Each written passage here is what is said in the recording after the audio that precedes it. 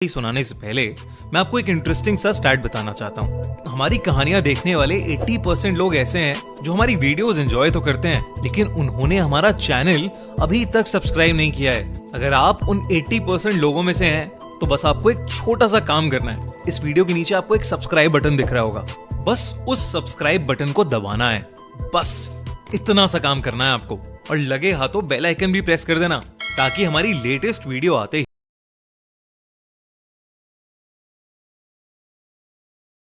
बक्सर जिले के एक छोटे से गांव में एक परिवार रहता था।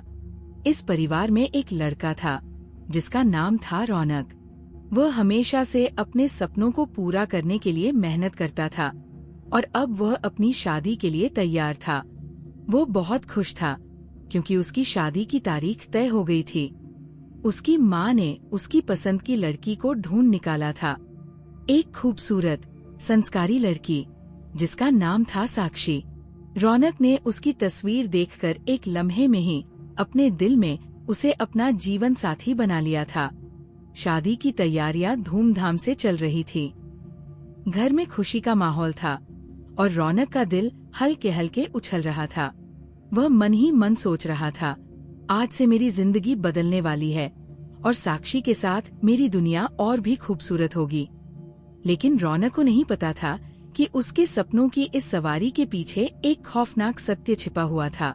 शादी का दिन आया और रौनक की बारात साक्षी के घर पहुंची। साक्षी की विदाई हो चुकी थी और वह अपने नए घर की ओर चल पड़ी थी। लेकिन रास्ते में एक अजीब सी घटना घटी। जैसे ही साक्षी की डोली कुछ दूर चली, चार कहारों को एक पुराना पेड़ दिखाई दिया। उन्हें थकावट महसूस हुई और वे सोचने लगे कि पेड़ के नीचे थोड़ी देर आराम कर लें। उन्होंने डोली को वहीं रख दिया और पानी पीने लगे। कुछ समय बाद एक रहस्यमय हवा चली और वहां पर अचानक साक्षी का चेहरा बदल गया। उसका शरीर ठंडा और सुस्त हो गया। वो असली साक्षी नहीं थी।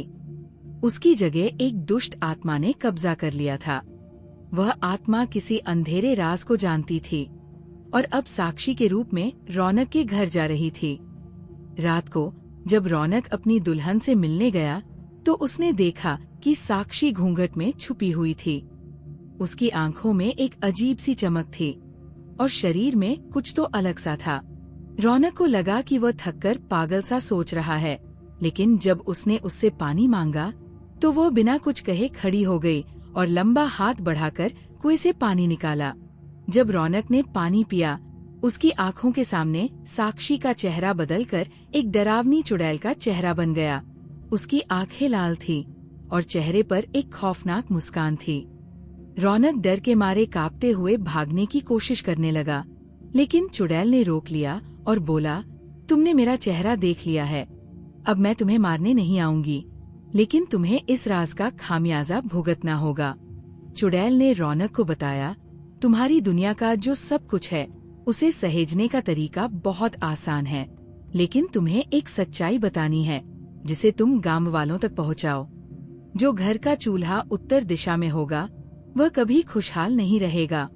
उसके घर में दुख, बीमारी और मौत का साया रहेगा। लेकिन यदि वे अपना चूल्हा दक्षिण दिशा में रखें तो उनके घर में हमेशा बरकत रहेगी। उस रात के बाद रौनक ने गांव वालों से ये बात कह दी। उन्होंने चूल्हे को बदल लिया और गांव में कभी कोई भी बुरी घटना नहीं घटी। लेकिन रौनक हमेशा उस रात को याद करता रहा और कभी भी उत्तर दिशा की ओर देखना नहीं भूलता था।